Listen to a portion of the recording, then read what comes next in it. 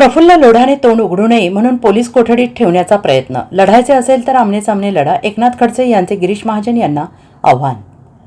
प्रफुल्ल लोढा यांच्याकडे असलेले मटेरियल त्यांनी इतरांना देऊ नये आणि तोंड उघडू नये यासाठी त्यांना वारंवार पोलीस कोठडीत ठेवण्याचा प्रयत्न होतो आहे, असा गंभीर आरोप शरद पवार गटाचे आमदार एकनाथ खडसे यांनी केला आहे.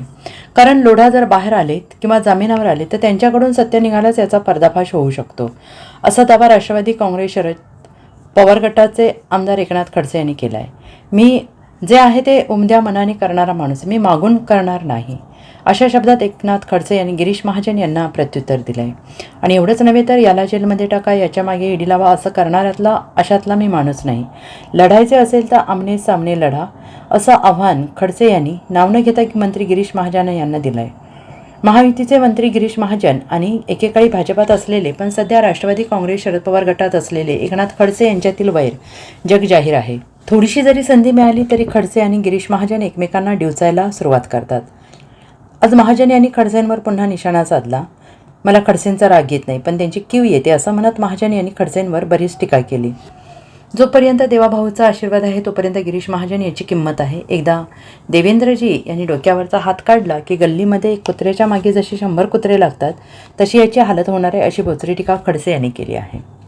त्यांनी तुमच्यावरती आरोप केले होते की आपण खोट्या कारवायासाठी त्यांच्या घराच्या तपासण्या करायला लावल्या पोलिसांना, त्यांची छळवणूक केली, लोढांनी आरोप केला होता असं.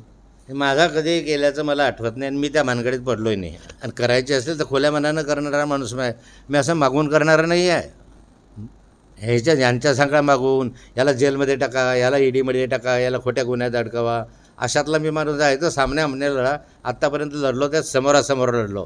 यांच्यासारख्या मागून काड्या नाही केल्या मी. करायचं असेल तर समोरासमोर करेल. काय बिघडतं, काय माझा नातेवाईक लागला आहे काय किंवा होऊ शकतो या व्यतिकुठे एका मागून एक ते जे गुन्हे दाखल होत आहेत, तर कुठेतरी लोढांनी अधिवेशनाच्या काळात किंवा विरोधकांना माहिती देऊ नये किंवा त्याच्याजवळ जे काही मटेरियल आहे ते देऊ नये म्हणून त्यांना कुठेतरी एका मागून एक गुन्ह्यात अडकवलं जाते. लोढांकडे असलेले जे काही मटेरियल आहे त्याने इतरांना देऊ नये आणि त्याने तोंड उघडू नये म्हणून त्याला वारंवार कस्टडीमध्ये ठेवण्याचा प्रयत्न आहे.